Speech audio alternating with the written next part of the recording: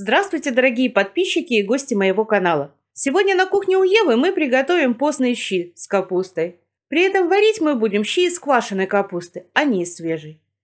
Мы не будем добавлять не только мясо, но и томатную пасту.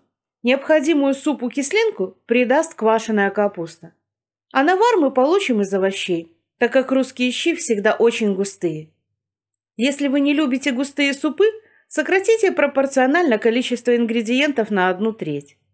В этом случае вы получите тоже вкусный постный суп из квашеной капусты, но который только с большой натяжкой можно будет назвать настоящими щами. Для приготовления нам потребуется квашеная капуста, картошка, морковь, лук, соль, растительное масло. Кроме этого будут нужны болгарский перец и зелень. У меня перец, петрушка и укроп замороженные. Вы же можете добавлять свежие. На вкусе это никак не отразится. Щи для поста мы начинаем готовить с нарезки лука на поджарку. При этом режем лук не очень крупно, средними кубиками, как и на любой другой суп. Теперь нарезаем морковку. Ее режем соломкой, тоже не очень крупной, около 3-4 мм толщиной и длиной около 2-3 см. Конечно, морковку можно натереть на терке, но щи с квашеной капустой и так будут содержать натертую морковь из соленья. Поэтому для разнообразия текстур я предпочитаю в поджарку морковь нарезать. Вы же при желании можете ее натереть. Теперь разогреваем сковородку, наливаем в нее масло. В разогретое масло высыпаем нарезанный лук. Перемешиваем его с маслом. Обжариваем его до тех пор, пока он не начнет подрумяниваться. Периодически помешиваем лук, чтобы он не пригорел. Иначе наши щи с кислой капустой приобретут неприятную и вредную для здоровья горечь. Лук стал золотистым. Добавляем в сковородку морковь. Перемешиваем. Посыпаем ее небольшим количеством соли, чтобы овощ отдал свой сок и не пришлось подливать дополнительное масло. Еще раз перемешиваем и накрываем крышкой. Обжаривать морковь мы будем до мягкости, также периодически помешивая. Тем временем нарезаем картофель. Картошку режем не крупно, чтобы часть ее хорошенечко разварилась.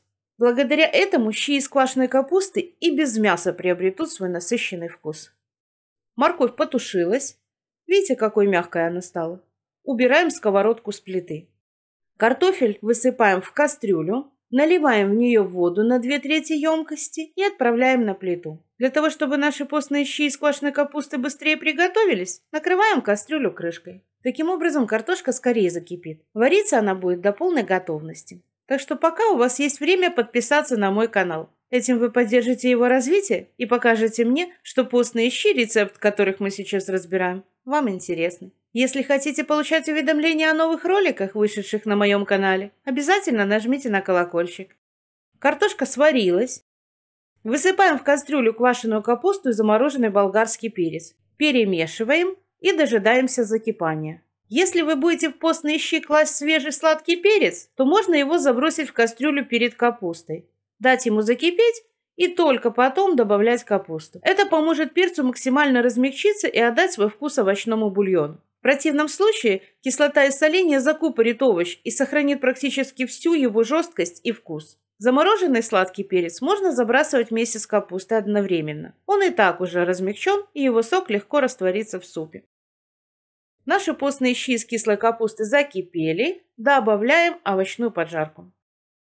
Обязательно пробуем на соль. В случае необходимости добавляем ее.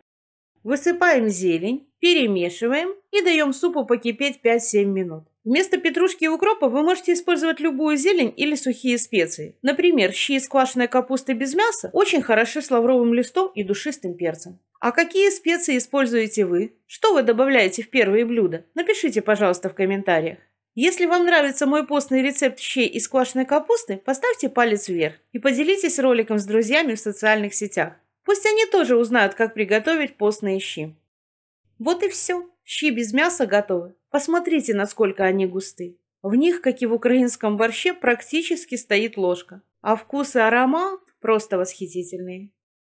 Можно набирать в тарелку и подавать на стол. Но лучше дать супу настояться в течение нескольких часов. Тогда, на мой взгляд, щи станут намного вкуснее. Большое спасибо всем, кто досмотрел этот ролик до конца. Готовьте на здоровье щи без мяса из квашеной капусты. Приятного аппетита! Пока-пока!